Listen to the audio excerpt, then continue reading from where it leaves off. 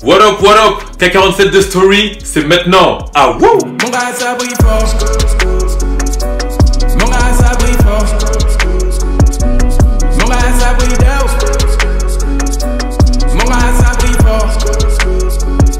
Quand on y croit comme personne, ils nous font passer pour des ouf. Maintenant que ça a pris forme, regarde, les danser comme des ouf. Mon gars ça brille fort. Mon gars ça brille d'ouf. Bienvenue à bord de l'épisode 8. Aujourd'hui, on va parler de l'Espagne. Donc, comme je l'avais dit dans l'épisode précédent, mon frère m'avait appelé. Il m'a dit voilà, frérot, j'ai une opportunité pour toi. Je suis en contact avec un agent qui, lui, est en contact avec un sponsor qui, en fait, veut 2 anciens pros pour représenter leur marque. Ce qui est bien, c'est que c'est un sponsor, en fait, qui vous veut et qui veut que vous représentiez leur marque en Espagne. Donc, j'ai réfléchi, je me suis dit, ça a l'air intéressant. Et puis, peu importe le nom du sponsor, tant qu'on te sponsorise, c'est toujours bien. Donc il m'explique, il me dit que voilà, en fait il faut prendre le billet pour aller à Barcelone. À Barcelone, il y aura un van qui va venir vous chercher pour vous emmener au point de rendez-vous. Donc je me dis ok, pas de souci, je suis à l'aéroport avec le joueur du PSG qui s'appelle Arnaud Honoré, direction Barcelone.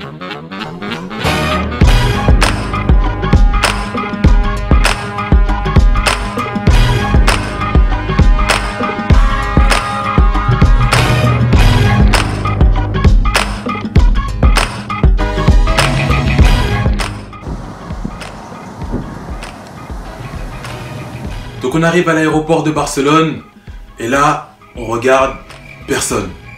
On se dit c'est carotte ou quoi? C'est bizarre là. Et au final il fallait juste être un peu patient parce qu'au bout de 5-10 minutes, comme prévu, le van est arrivé et ils sont venus nous chercher. Ils disent voilà, Arnaud, on dit ouais c'est nous. Il dit montez avec nous, on va au point de rendez-vous. On arrive au bâtiment, là on nous accueille bien, on nous fait monter à l'étage. Et là, quand on regarde, on voit il y a plein de paires, de t-shirts, de jogging, survêtements, tout ça. Je vous ai pas dit, mais la marque du sponsor, c'était Hummel.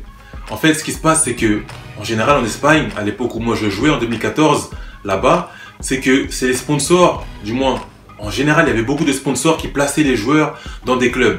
Donc vous avez Hummel, Joma, si vous regardez en Espagne, il y a beaucoup ces sponsors-là. Et donc, ils prennent certains joueurs et ils les placent dans les clubs parce qu'en fait, les clubs ne peuvent pas financer tous les joueurs. Et donc là on monte à l'étage et donc on arrive dans la salle de rendez-vous. La salle de rendez-vous, je regarde Arnaud, on parle, on dit c'est pas mal en fait Hummel. Hein. Pour être honnête, Hummel, j'étais pas vraiment fan. Mais vous savez quand un sponsor vient vers vous et que vous avez l'opportunité d'être sponsorisé, logiquement vous commencez à aimer ce sponsor. Et on commençait à se regarder avec Arnaud, on se disait mais c'est intéressant un peu. On regardait les runnings, les affaires, on dit ah ça c'est intéressant. Et là le président d'Hummel il arrive et il nous dit bienvenue, je suis content que vous soyez là, que vous ayez accepté l'offre. Voilà comment ça va se passer. Il nous dit moi j'ai beaucoup d'argent et je veux partager mon argent avec ma famille. Et vous si vous êtes là, c'est que vous êtes ma famille. Tu vois, il commence à sortir des trucs d'argent, tu te dis mais les gars il veut nous impressionner. Moi ça m'impressionne pas du tout, j'écoute juste. Il continue, il dit voilà, on va vous placer dans un club de division 3 à CD Castellón.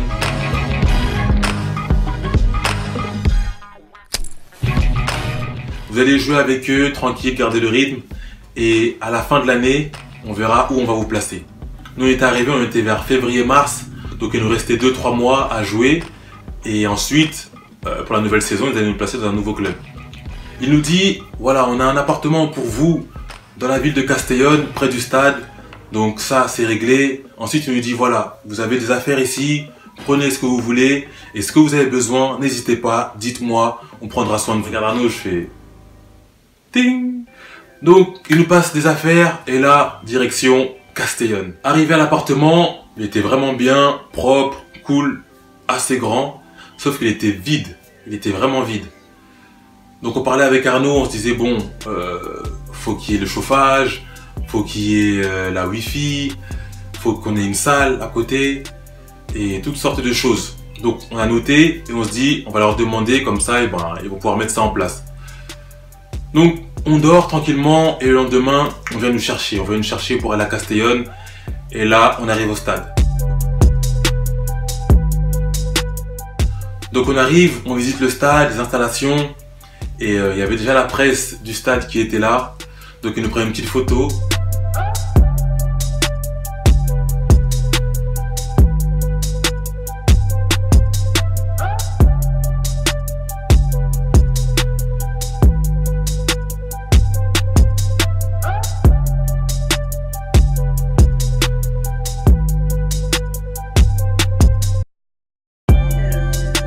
Et là, ils nous font descendre là où on devait aller pour pouvoir signer les papiers, faire les documents et pour régler en fait le contrat.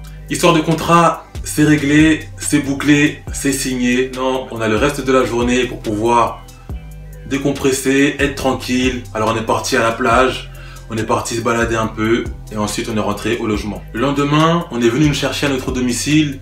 Alors, ça se passait comment? En fait, à chaque entraînement, on venait d'abord nous chercher à notre domicile, on nous emmenait à l'entraînement, on s'entraînait. Quand on avait fini l'entraînement, on nous emmenait manger au restaurant tous les midis. Et ensuite, après ça, on nous ramenait chez nous. Et là, on était tranquille pour le reste de la journée.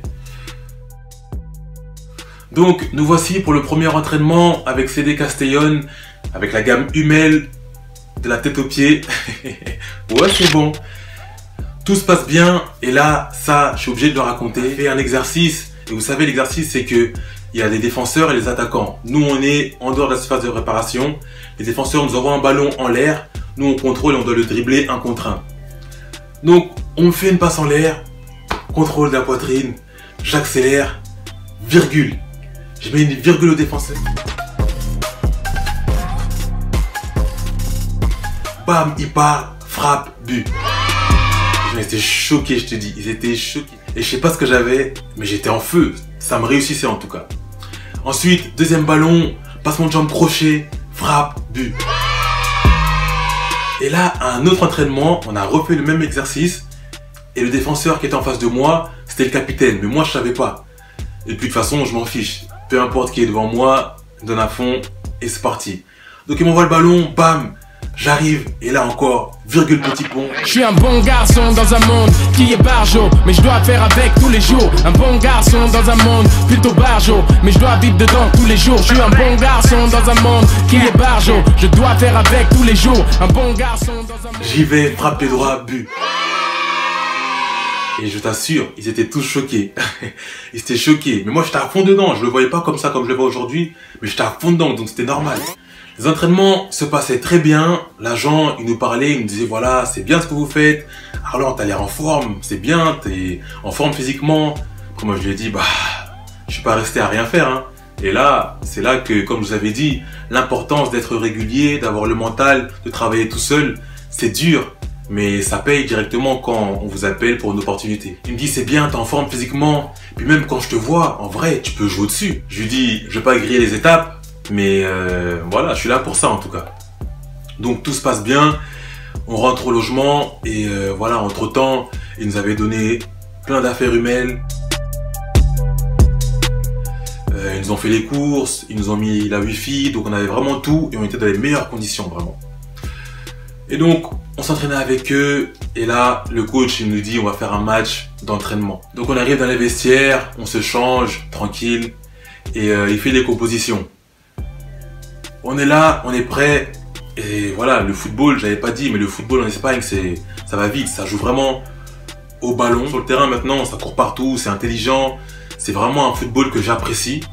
Le temps, il fait très chaud là-bas, mais ce qui était bien, c'est que nous on avait la plage pas très loin, donc à tout moment on pouvait y aller et c'était très agréable.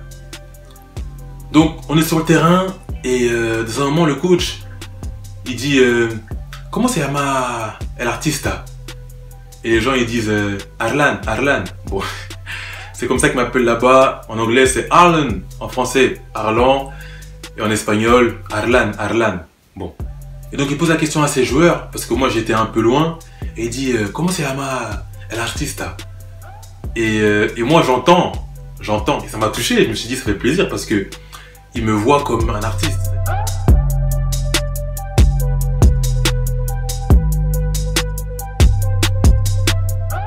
Donc ça a continué comme ça avec Castellón jusqu'à la fin de la saison. Ça s'est bien passé, des bons entraînements, de bons matchs. Là l'agent il me dit tu peux rentrer chez toi, ce que j'ai vu c'est très bien. Pour moi perso tu peux même jouer en Liga 2. Là tu peux rentrer tranquillement. Je te recontacterai normalement d'ici début mi-juin. Comme ça, on verra ce qu'on peut faire pour toi par rapport à la Liga 2 ou si on te donne un club de Division 3. Donc j'ai dit ok, pas de souci, on se tient en jus. Et là, j'ai pris l'avion, direction Paris. Donc je vous dis, j'ai attendu juin avec impatience. Avec impatience, je te dis, ah là là là là. Au mois de juin, entre temps, moi je parlais avec le président. Voilà, on avait une bonne relation, on parlait tranquille. Et il m'a fait comprendre que l'agent devrait négocier normalement un contrat pour moi avec Deportivo Alavés.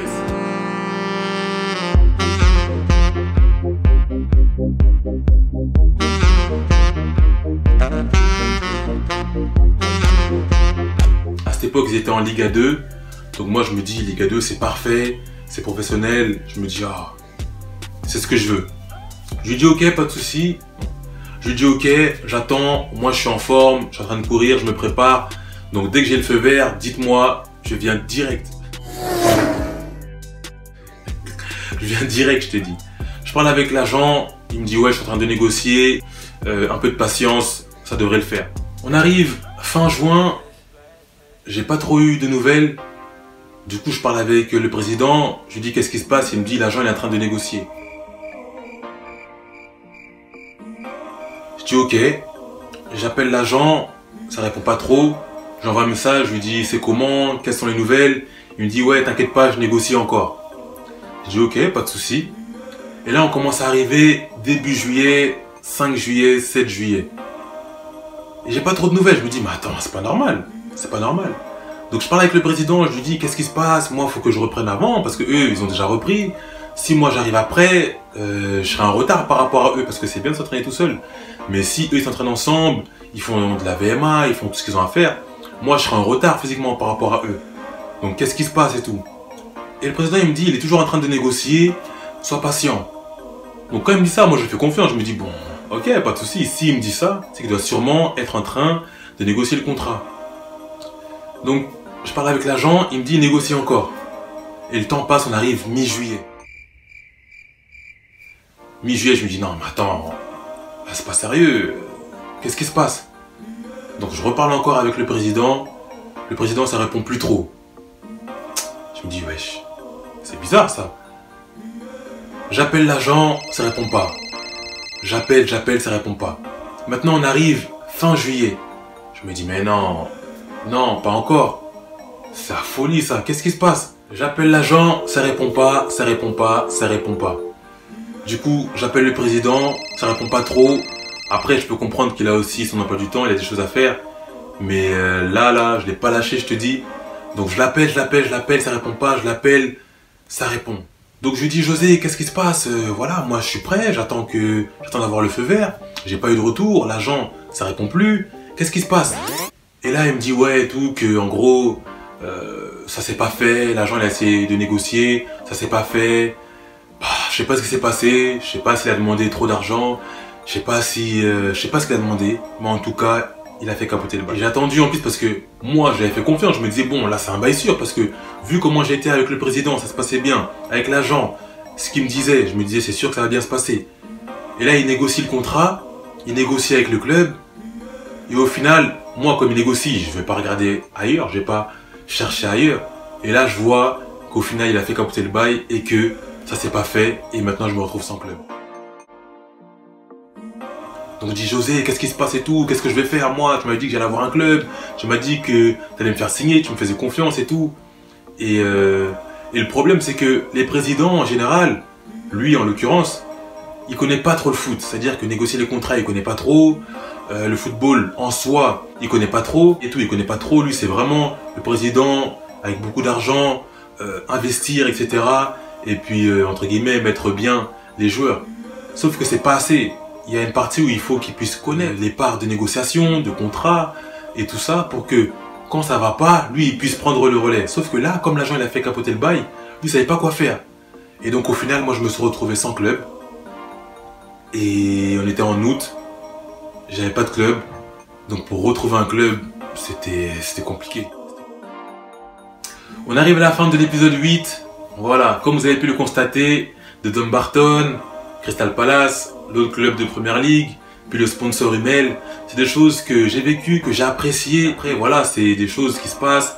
Ça commence, puis ça finit pas, ça va pas jusqu'au bout. Donc c'est vraiment dommage.